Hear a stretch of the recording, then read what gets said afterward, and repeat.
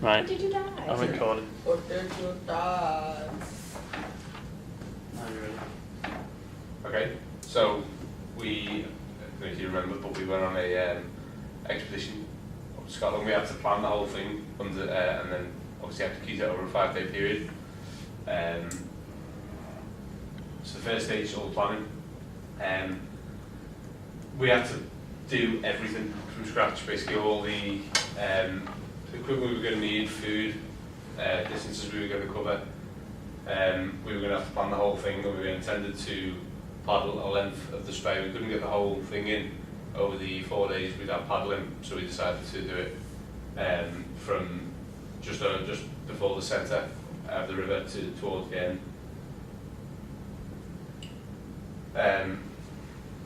This is the team.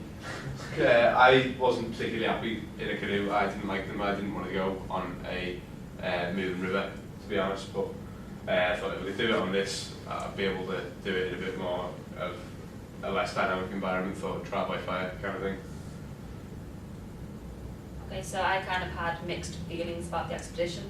So kind of being anxious about being on the water, especially moving water for such a long kind of length of time. Like, what, 4 or 5 days isn't really that long, kind of, but when you're not used to being in that environment, there's not really like a major get out, you're committed to it, and it can feel a lot longer. That said though, I knew that I'd get a lot from the experience, a lot of lessons learned, which would help me kind of build my confidence and help me with kind of future planning, so I was quite looking forward to that. So I was looking forward to the trip, apart from a stretch of the river called the Washing Machine Rapids. Built this kind of thing up where I was getting worried, thinking it was going to be dangerous and I was going to get trapped and just all kinds. So thinking ahead of like the days, as the days were going by up until the Washing Machine Rapids, I was getting proper worried and nervous. But after I built up this big thing of the rapids once there, I got a bit of confidence off other people in the group and actually went down the rapids into there. Cool. So So the plan, we made initial breakdowns of the plan within the group. So we made a card showing what each day where we'd stay and what the distance we'd actually travel. And then before we actually went, we made plans of like the equipment that we'd take, all the different like breakdowns, making sure we had a checklist of each thing that we were going to take, making sure that we didn't forget anything, because if we forgot something we'd be screwed over the 5 days basically. So we made some maps for each day. We laminated the map to take out on the expedition. So each day would show over here, so a circle would be a campsite of where we'd stay. Oh, go back. Circle would be a campsite on the map where we'd stay, and a square on the map would show where we'd leave the buses. Over on this side, on one of the maps, on one of the days, we'd drawn a big red circle, obviously where the Washing Machine Rapids were, so we knew beforehand we were going to come up to it and that's what we were going to hit, that's where we were going to face. So each day basically had a laminated map showing us the route we'd take, where we'd camp, where we'd leave the transport, and obviously any rapids or any dangerous bits coming up on the river. So I think, just jumping in here, sorry Craig, we only had one lot of maps, which works out well for us because we didn't like lose any or misplace any. But I think in the future it might be prudent, just as a backup, to print like maybe like a second or even like a third copy, just in case anything goes wrong. We've got something else to refer back to. they were never secured either of the boats. Yeah, no. They were in the boats always, but if we lost them, we would have been sneaking there. Yeah. Okay, so kind of lots of paperwork to do with it, kind of like medical forms, consent forms, risk assessments. So it's easy for that to kind of get lost kind of on your computer. So we kept it all nice files and kind of organised so it was easy access as well. And for anyone else who wanted or needed to look at it. Okay, so Chris's mum was our point of contact back home, in case we needed to inform kind of next of kin or anything that had happened. So if we couldn't get contact, it'd be Chris's mum, and so on. The kit was going to be an interesting one because we had to get everything we were going to need for the week. Just everything was going to have to come with us, but also have to fit into dry bags and then have to try and fit in a canoe. So there was going to be a messing around to kind of getting that right, and I thought that was going to be a lot harder than it was, but the canoes were quite big, we had plenty of room and we didn't overpack, so it worked well, and we could get everything in the dry bags, but between the three of us there was an awful lot of kit. We didn't skimp out, we didn't pack light, but I think it worked anyway. We had everything we needed, we were quite comfortable. Worked apart from one day, me and Sarah were going tandem. We packed the boats in the morning, but I don't think we realised how much weight we packed in one boat. So basically on that day we basically slugged it all the way down. Like, it was too much weight, we realised that it affected basically the trim of the boat. It's kind of uneven. Yeah, it was like the weight distribution in the boat and how we packed it, there weren't much space for us to actually be in it, so that affected obviously the trim and affected the way just the boat moved. We were basically battling against as it was turning to one side through the day, but I think that's all down to obviously the weight and the distribution of the kit inside the boat. Yeah, it's something that we wouldn't necessarily think of, but going ahead, a tiny thing that we could kind of change that could make the day a lot easier. Not just fitting in, but making sure it's practical to get people in and be able to control them. Yeah, I agree with that. Cool. The food was something I took on. There was a couple of quotes that kind of from that expedition book that kind of stuck out to me. So, dangerous to consider food as only fuel because it also has the most important effect on morale. Just I knew it was going to be. The expedition wasn't going to be that physically taxing. Obviously, you'd need the calories, but you wouldn't need you wouldn't need extra fat or anything like that to keep you warm, or there wasn't going to be that extreme conditions where the diet would have to change that much. So I thought, right, let's keep it high energy foods, just like dense, compact foods that we could take with us. We weren't taking loads of like fresh food and whatever. But the meals all have to be either in tins or, again, stuff that we could keep fresh, but I wanted stuff that was going to be kind of hearty and something to look forward to at the end of the day, not just a cup of soup or one of those dry meals or anything like that. I wanted to make sure it was actual decent food, just try and keep morale up and just give that psychological boost and not make people feel like they were eating rough for the week. Basically, I wanted them to have full bellies. But for me in particular, just I think it'd get to me a bit if I was eating rubbish throughout the week, so I thought, right, let's get it right, and I didn't mind cooking. It was pastime at the end of the night. I looked forward to it. I didn't mind. But I knew whatever we were this quote here, without fuel, there's not going to the wrong fuel reduce performance. I was aware that obviously putting rubbish, Mars bars, all that kind of stuff wasn't going to be any kind of long-term ideal. I mean, Craig had to have his little sugar kick now and again, but I knew it was going to have to be kind of slow release energy foods, just keep people happy throughout the day. Of course, the actual expedition. This should work. There we go. So this is on washing machine rapids, the second day's actual paddling. Nice. And that was Sarah and Craig in the tandem canoe. So this is once the expedition is fully underway and we were on with paddling. So like the local wildlife interested me, and probably the others as well. The wildlife and different plants and things always gives me a bit of a kick wherever we go. But even one of the campsites we stopped at, just that one piece, a branch, the amount of different like mosses, different ferns and different things we found. We saw a lot of buzzards. I saw a deer when we first got there, which I was made up of. We saw some otters. Yeah, I had 2 otters come like right up to me, which was not expected at all. I thought if we were lucky, we'd maybe see them like off in the distance and succumb with an arm's length. It was just kind of amazing. Kind of knew they were there, but we didn't. I mean, not just the otters, but the wildlife was going to be there. But I didn't expect to see nearly as much as that did. It The was amount Yeah, that they did, same. yeah. quite It's like impressive. right down. Have you seen it? Shoe over birds, like And- the oyster catchers and different things Yeah. as well. And with the that twig there with all the mosses on, just because the land we were on was not commercially kind of accessible, it wasn't. Yeah. Other people wouldn't have probably been there as often as, or as much as we would, so it was good to see all the kind of undisturbed stuff growing. Yeah. The shuttles, there's a mile in it. Can't remember. It was always going to be a massive part of the day because it had to happen at the end of every day.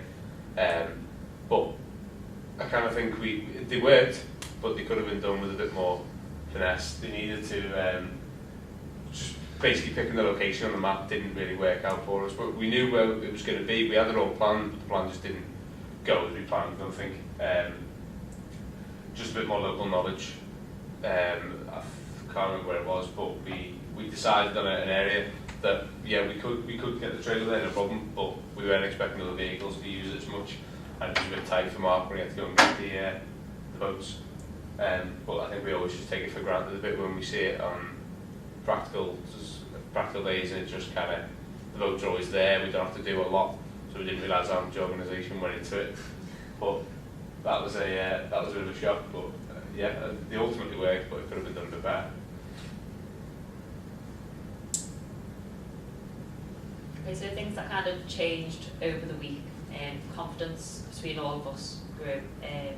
It's good to see, like, Chris got really confident in soloing, even going to the last day, he just stood up, Alan stood up. I'd say, Craig, your confidence grew. My confidence Yeah. grew, I was quite like petrified. It's something silly, Yeah. something silly to say, but I did get a bit scared.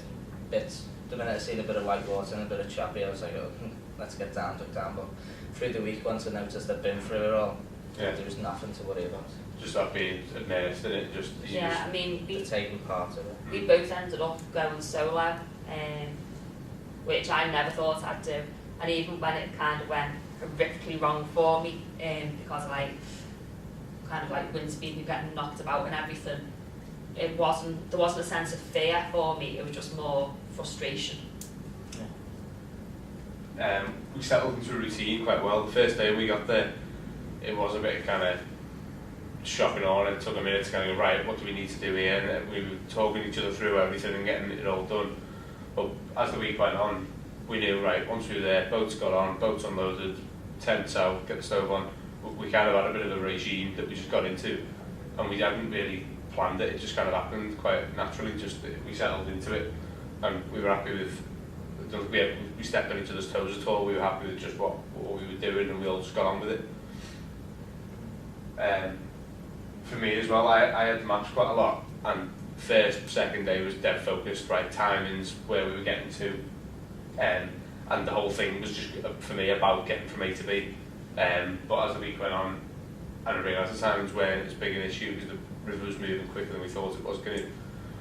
I was just happy to kind of enjoy it and just absorb it a bit more than I was, because I was just getting my head down and just getting where we were meant to go and making sure everyone was there on time the first couple of days, but having that chance to enjoy it was good.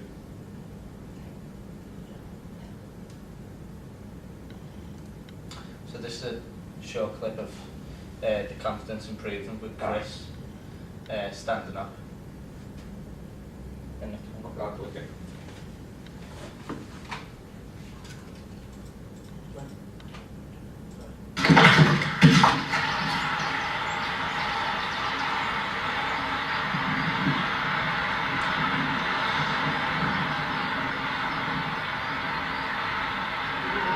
Yes, Chris.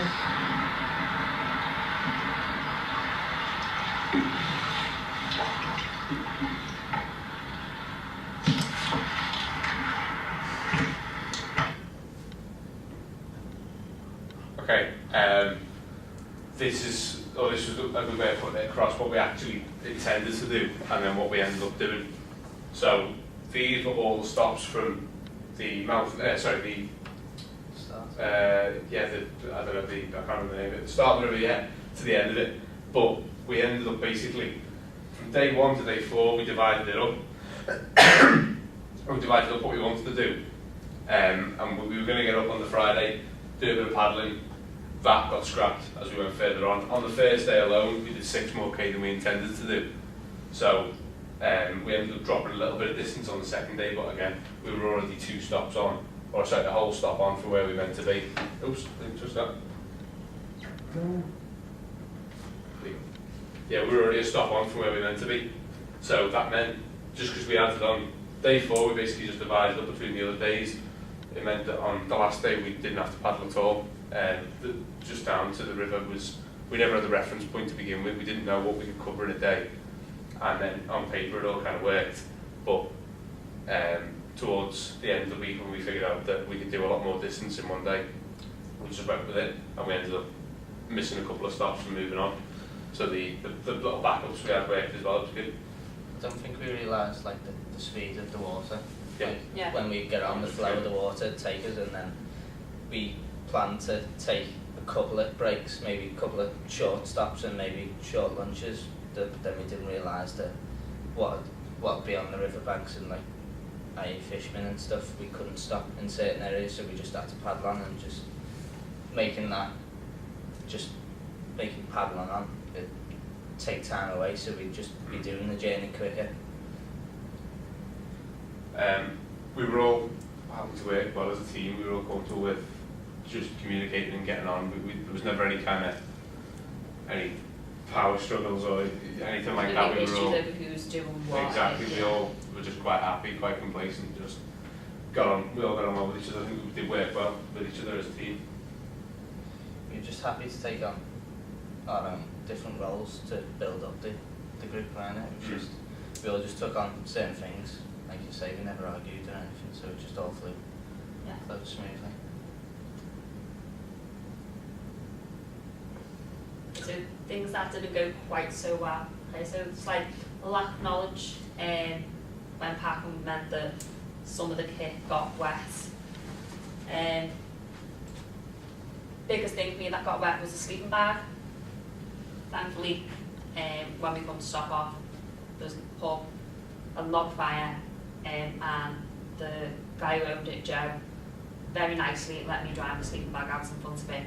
Okay, because I wasn't in the best of kind of mindset that day anyway, so kind of without that, I think I would have just had a total breakdown. Just would have been a write-off for me. So kind of looking forward to thinking about putting dry bags in a dry bag, and maybe bringing kind of like some communal kit kind of backups in case anything does happen. We've got something else in plan. Saying that with the dry bags, getting wet with Sarah's sleeping bag and things. Although we have got the dry bags and stuff, I know some of my kit got wet. That was due to just a dry bag sitting at the back of the canoe under the seat in the water as the water's coming over. So maybe thinking about like bits like bailing out and different things, and actually where we do put the top of the dry bags in the boat, because that was just scrunched to the ground, so it was just leaking in. But we had a bit of lack of research on like who would be using the river at what certain times. So as we mentioned before, the river was just chocker with fishermen bank to bank right down the river near enough each day. We ended up missing bits where we were meant to be camping, bits where we were meant to be eating, and we were just paddling on, trying to get past fishermen, trying to find spaces to actually get off and stretch legs and actually camp. The whole kind of right to roam privilege we took as face value. We kind of heard about it, and I've read into it a little bit, and there were articles about like people taking it to extremes in people's gardens and stuff, and illegally you get away with it. So we just presumed you can stay wherever you like, but it wasn't quite as free as we'd hoped. Just with obviously the fishermen, you've got to not just on their land, but obviously they're using the river as well, so you've got to take them into consideration as well. But with the kit, a backup for the backups, basically just if it did get wet, what are you going to do then? The main thing was the lighter stopped working on that because that just got damp. So backup bits and pieces like that, and if just contingency plans for if stuff did get wet, what would you do? With the plan on the campsites, one of the days we did trespass on that. It was the WSI area. The WSI, yeah. Yeah, the WSI area where we were meant to be, which we didn't realise. So maybe, as I say, looking into planning beforehand, what we need to do for maybe next time is to plan more in detail of where we are going to camp. I know on one of the days we did get out and see where we was going to camp, and it was like a playground area, like grassy area, so that would have been a write-off if we were to camp there. But Looked great on the map, but it just didn't play out. We should have really looked into it, maybe got a bit more local. It's viable on the map isn't always Yeah. viable in life. Exactly. So looking and planning more on the chosen appropriate sites. But the point, just that they could have been more organised in the mornings. We left late a few times, but it wasn't necessarily a problem with what we were doing. We knew we'd be able to make up the time in the afternoons. We weren't that eager to get away in the mornings. You know, we just took our own time with it. But looking back, obviously, if you're with a group or anything, and people were relying on you rather than us doing our own thing, you would have to be ready for those. We understand that. We kind of realised we were late, but it didn't matter too much in that scenario. But obviously, going forward, we'd probably try to stick to the times a bit more. Yeah. If you got people depending on you, you'd have to.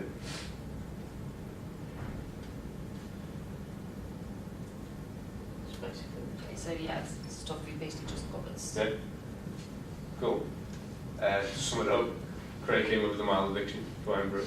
That was literally after like 2 or 3 hours at home. Coming home with that. Since we got home. I definitely came away with a new perception of what canoeing, can be. When you're down the docks and it's blowing a gale and you're fighting against it, it's not an activity I particularly enjoy. But using the canoes on an expedition like this is, I don't know, I wouldn't call it fun, but there's definitely something to it. I'd do it again. It is there's an enjoyable element to it. Basically, you get a bit more out of it, a bit more dynamic, get a chance to apply all those skills. Yeah. And I enjoyed all that. It was good. I definitely saw myself improve on my paddling skills, to be fair. Just actually taking what we did at the docks down to that setting and actually applying it to the river and the obstacles and everything that we come up against. Yeah. I know that after we, like, literally straight after we come down the washing machine rapids, I was like, that was great, let's do that again. So I think I'd definitely like to go on an exped again and be able to implement kind of what we've learned from the last one. Definitely, it was nice to do it in such a different environment as well. It's not somewhere that we've all, I've never been, I've never certainly been on anywhere like that. So it was nice to do it somewhere different, just the whole fresh approach to it was good. Cool. Okay, got a couple of questions for you. Alright. What's that? So, anyone can answer this. So, you obviously did the full river, but you picked the section, didn't you? Yeah. To start. What made you pick that particular section of river? Was there anything? Start off with. Yeah, that made you pick, that made you do that bit rather than go higher up, or was there anything that made you do that? Or? We were going to originally start at Abbeymoor. In fact, I'll go back. We were going to originally start at Abbeymoor, but decided that because there was a really good get on there, but that added a good maybe 30, I think it was 25k to 30k onto that. And looking over the course of the 4 days, we didn't think it was feasible to do that, especially since we were doing it as individuals, but with the group.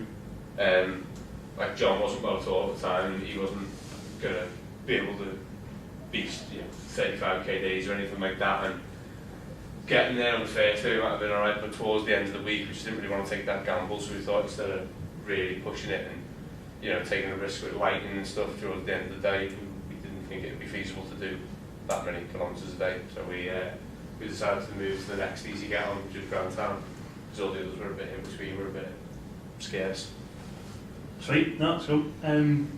You both, in fact, all of you said that you were a bit nervous, apprehensive, or you couldn't, you didn't really want to do it.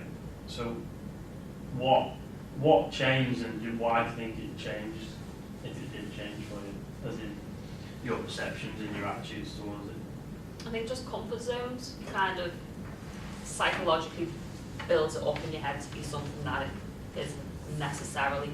So when you get there and you get on the water, you go, actually, this isn't as bad as thought it was going to be. Yeah. So then, as you get comfortable, you try and push yourself a little bit more. and then you realise that as you're doing that, that's actually not that bad either.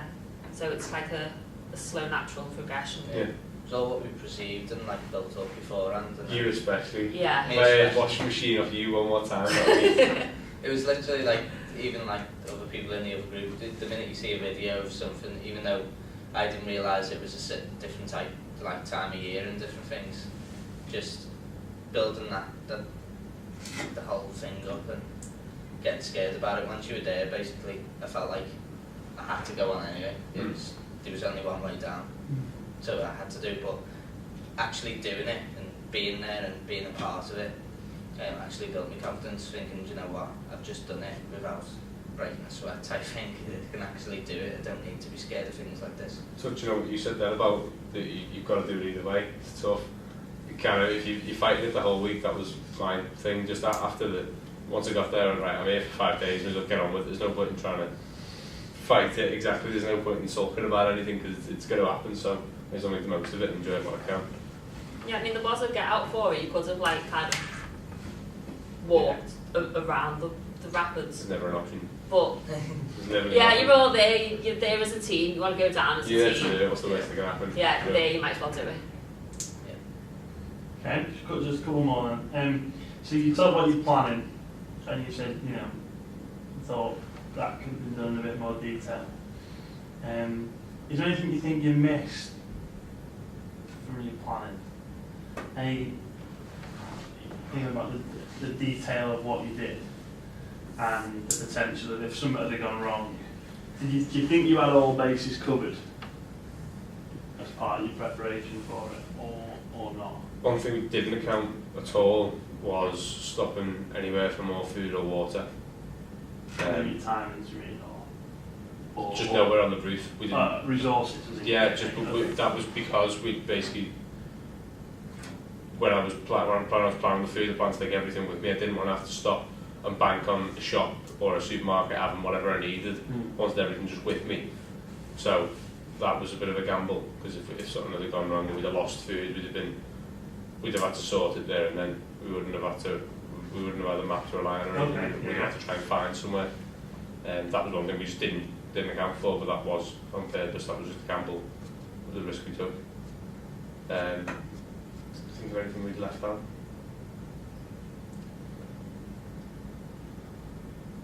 Do you mean like more planning wise of Yeah, everything like you something detail. did? It's not